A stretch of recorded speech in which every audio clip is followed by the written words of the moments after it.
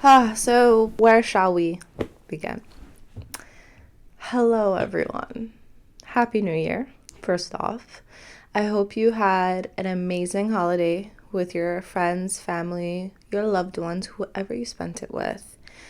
I know it's been a while since I haven't been on here, and there's a lot that has been going on, and I want to debunk this with you all, but at the same time, there's like a very important lesson to be learned through my experience.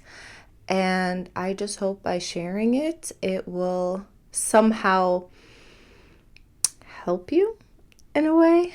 I know that we cannot and we will never learn from other people's mistakes.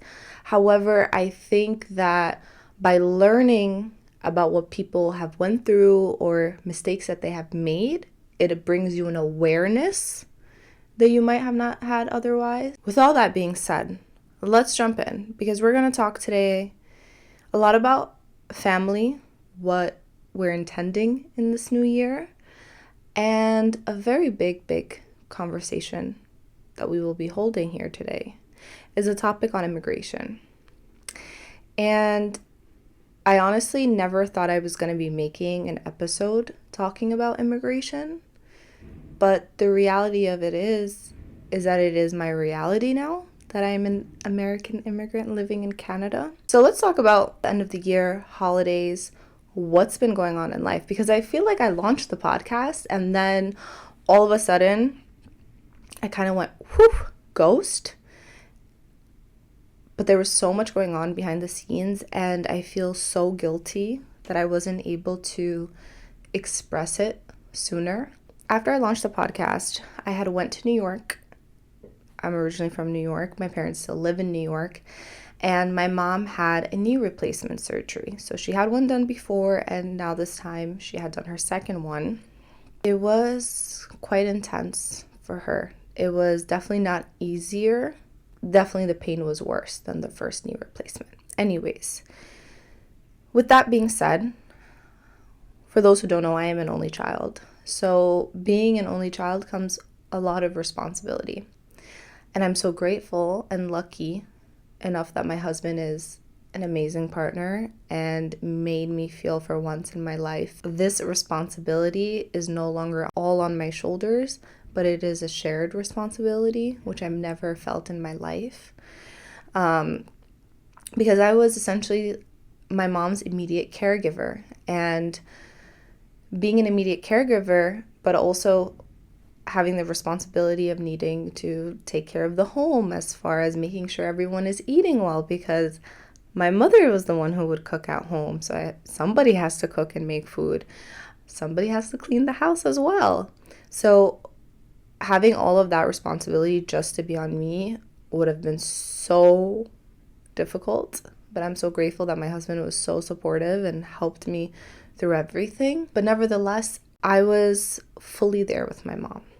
I was fully there, fully present with my mom, and I was there for 3 weeks, and I wasn't posting for 3 weeks, and I felt so guilty. You actually have no idea how guilty I felt, especially because podcasting has been a dream of mine for so long. It's something that is so close and dear to my heart that I felt like not only was I disappointing you guys, but I was disappointing myself. I felt like I was giving up on my dreams and I was a failure. But the reality of it was when I thought about it, I was like, well, I'm here with my mom for 3 weeks.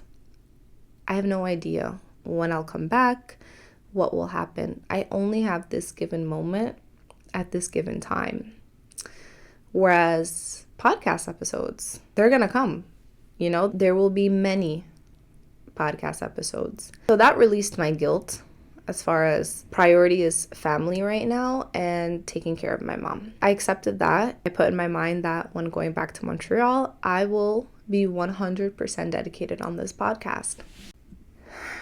2025, man, she hit me with a whole crazy lesson to be learned. And this is where we're going to dive into the conversation of immigration. I also want to just side note this. I am never going to be sharing something because I want someone to feel pity for me I'm actually that person that it's so hard for me to share what I'm currently going through with someone, just because I never want to feel like a burden to somebody sharing what I'm going through, because I know that life is just life and everyone is going through their own shit in life.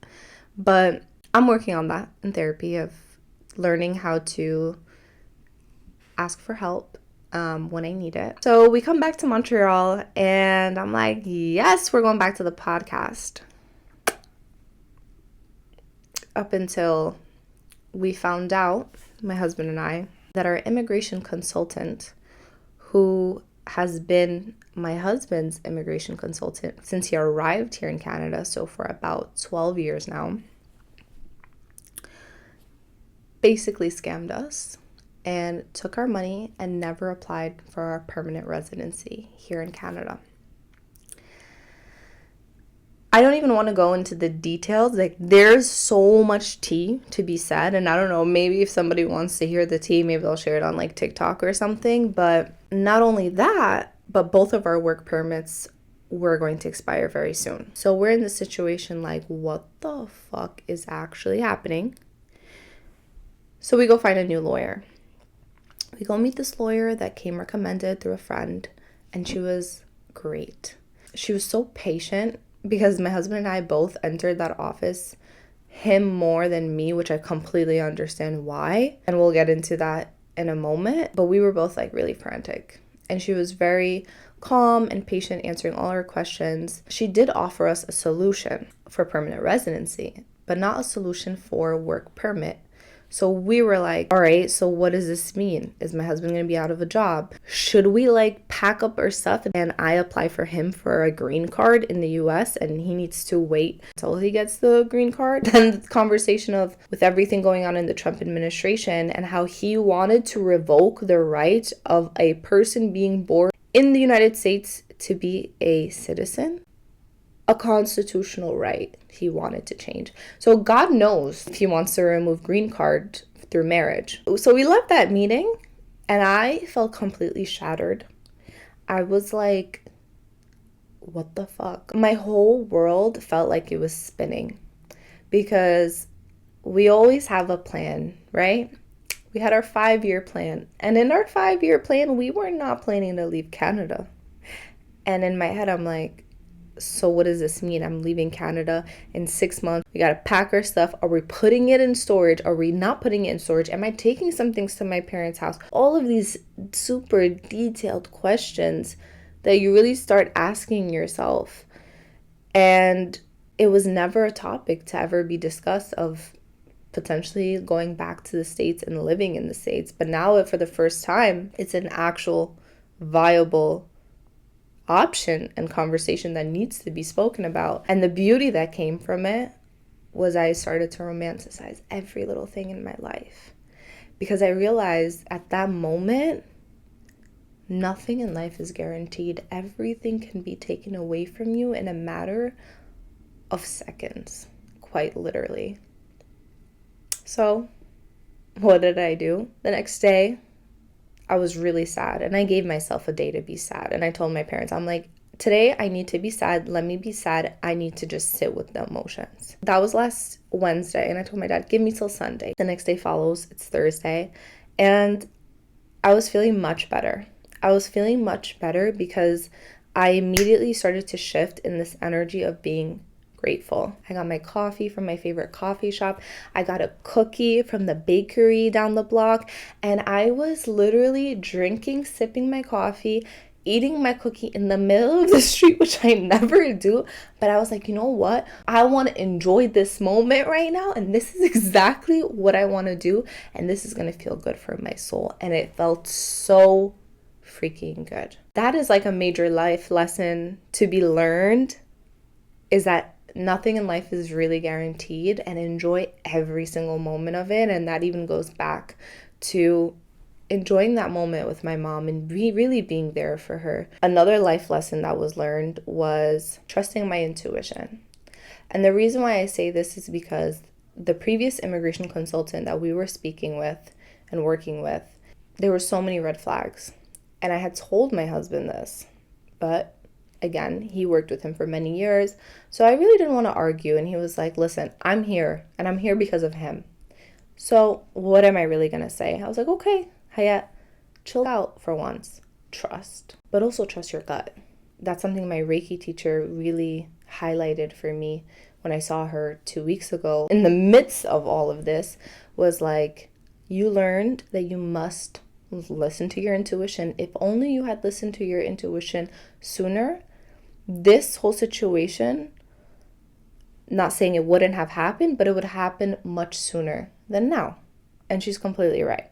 For my husband, his life lesson was you simply can't really trust someone just because you know them for a long period of time. Like, this consultant knows his brothers, his mom. He's done paperwork for both of his brothers who came here before. So it was a betrayal. It was a complete betrayal. It came so from side field, whatever you call it. Like, it came from left field. We were not expecting it, much less my husband, you know? Now, going to the final life lesson to be learned through all of this. Something I haven't shared publicly yet is not only am I a podcaster and a creator, I also am a babysitter part-time. And I decided to get a babysitting gig beginning of September of last year. And that was because I honestly needed more structure in my life so that it forces me to be more organized with my business. A little income doesn't hurt.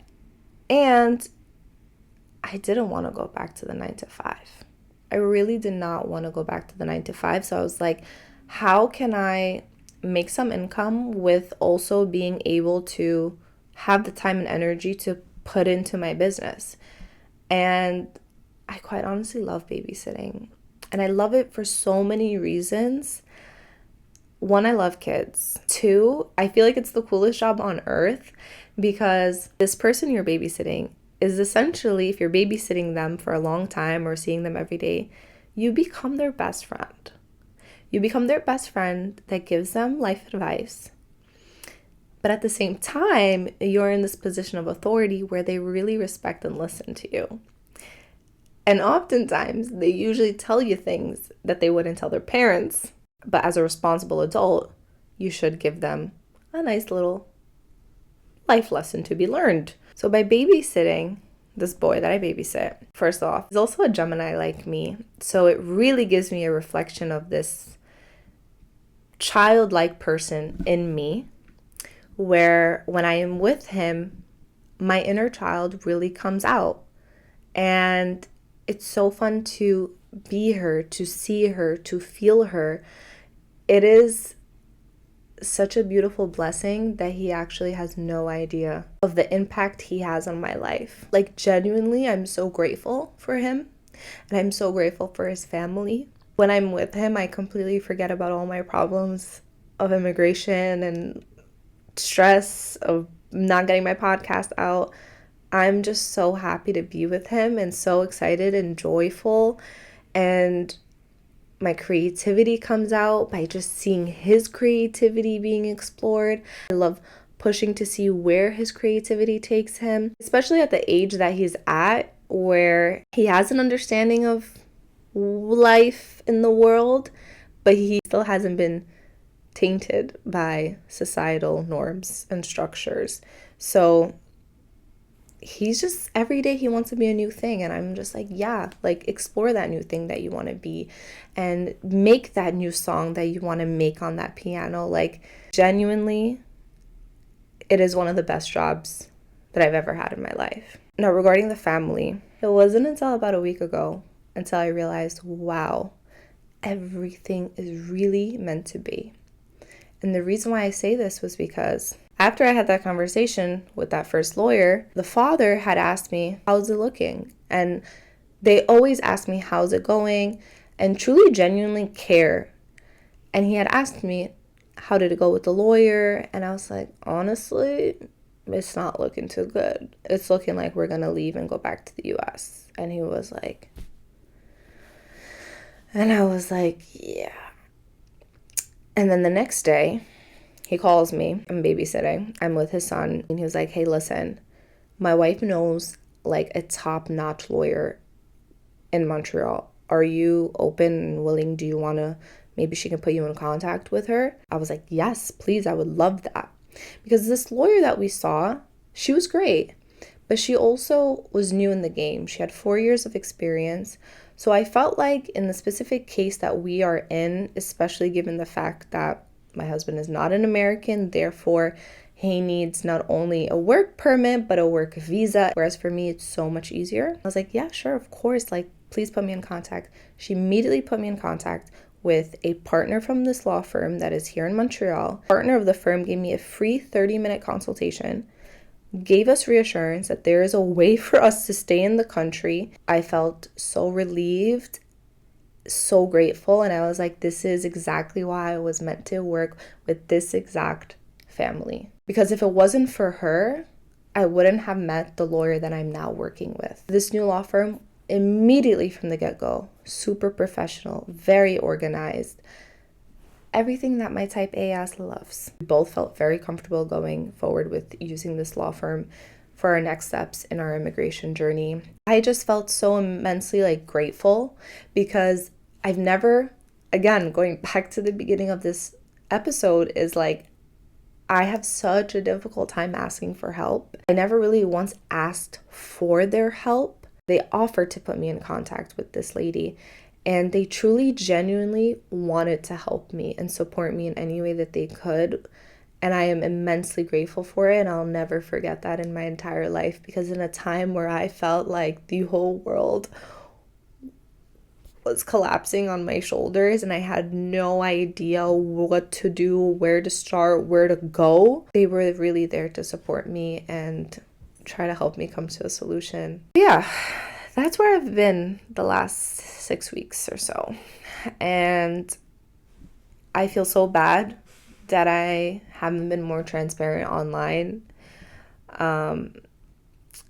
I think I was also just really afraid and scared of like what I should put, what do I even put. I was still processing the thoughts and the emotions. And again, like I said, I never want to burden people with my problems, so I don't really feel comfortable sharing like bad news, even though I know it's normal.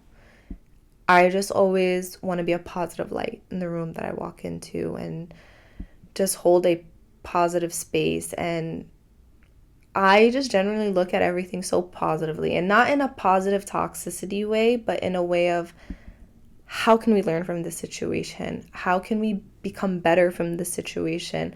How can we turn this shitty situation into a beautiful, positive situation in which we are in this state of immense gratitude of where we live, what we do, what we get to experience in life. Like now I'm walking in minus 20 Celsius degrees weather, and I am like, oh my God, I love snow. I love, like 2 weeks ago, I was like, yo, fuck this shit. I wish I was in Dubai right now and like the heat. But like, no, it's crazy. It's really crazy how my mind just completely shifted.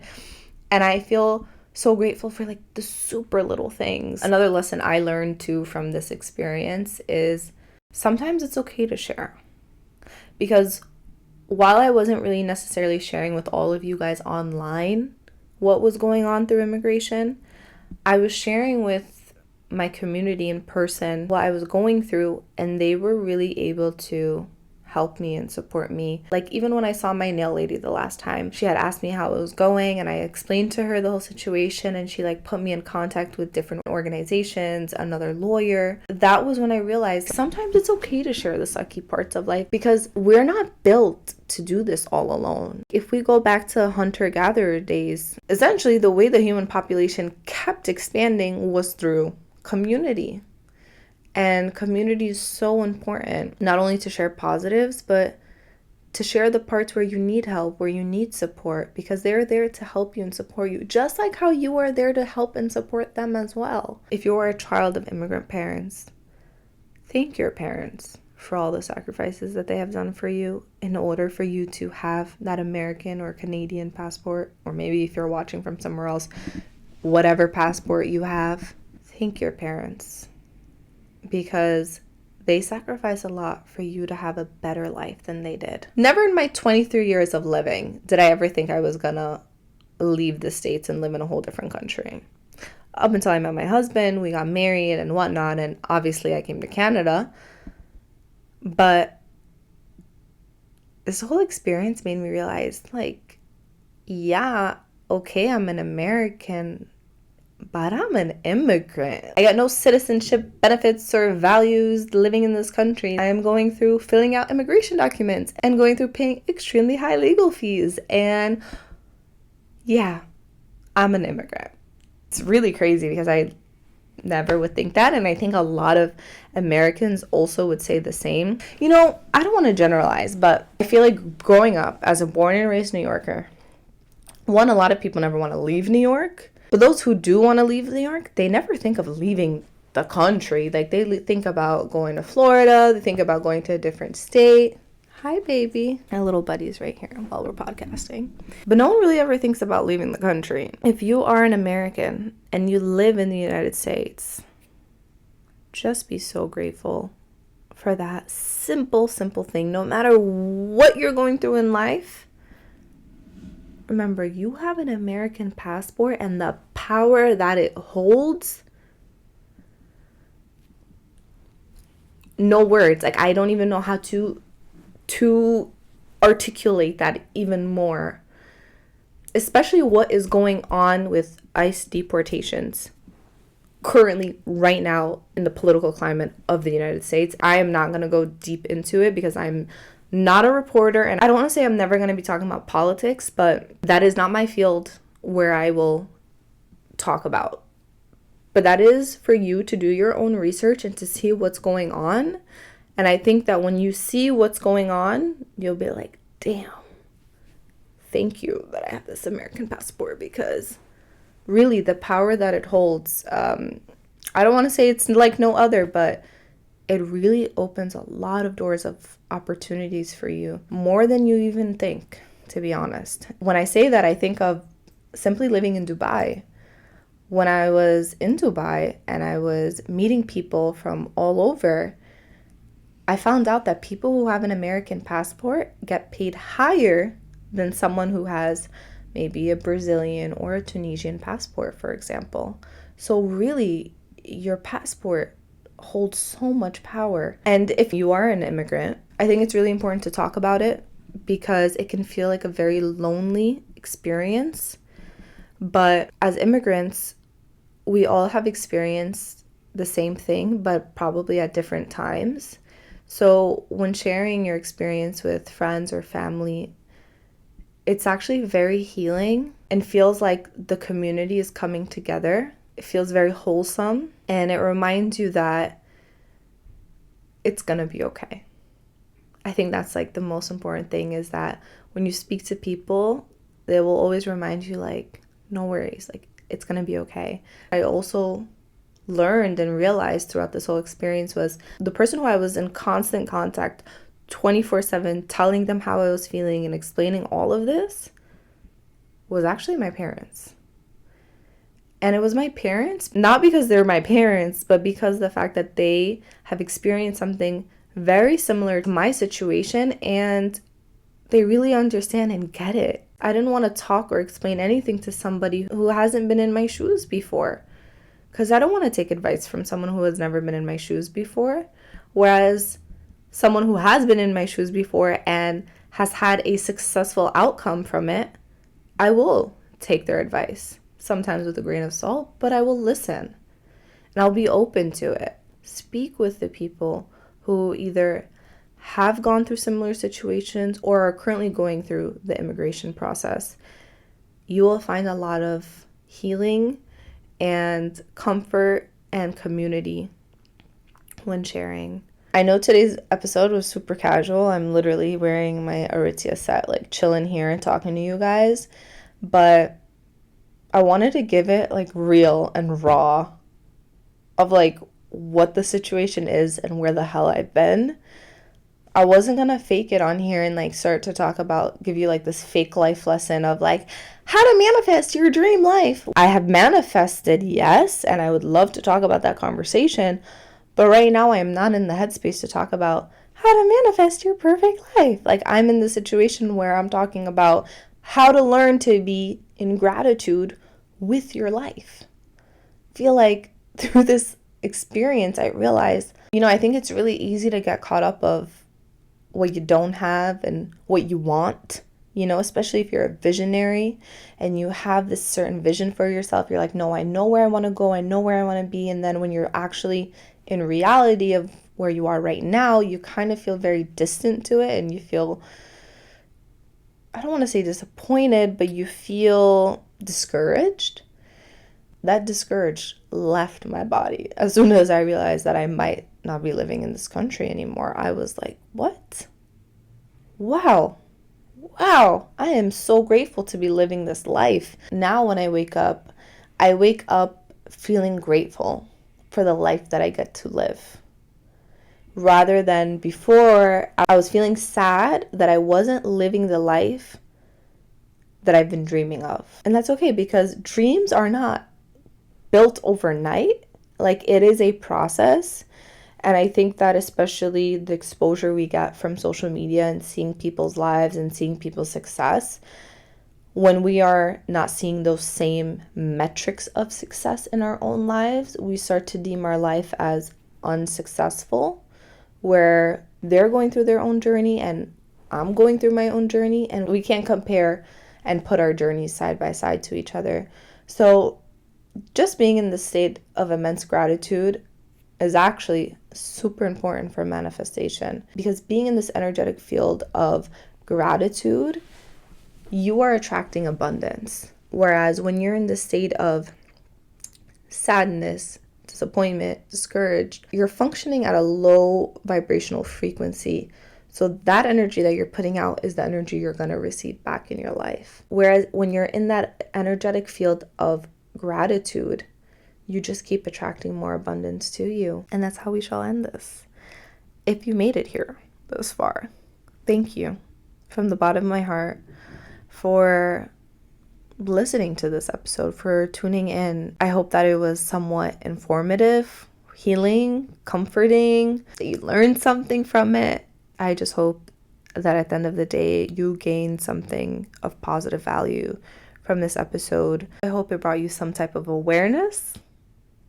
I love you, and thank you for being so supportive and there for me. And I look forward to continuing this journey with you all in 2025, and no more ghosting and disappearing out of the blue with no explanation. Y'all deserve explanations, and here it is. And I guess I gotta plug this in. If you're watching on YouTube, if you haven't subscribed yet, please go ahead and hit the subscribe button, as it really helps us to grow and build this podcast.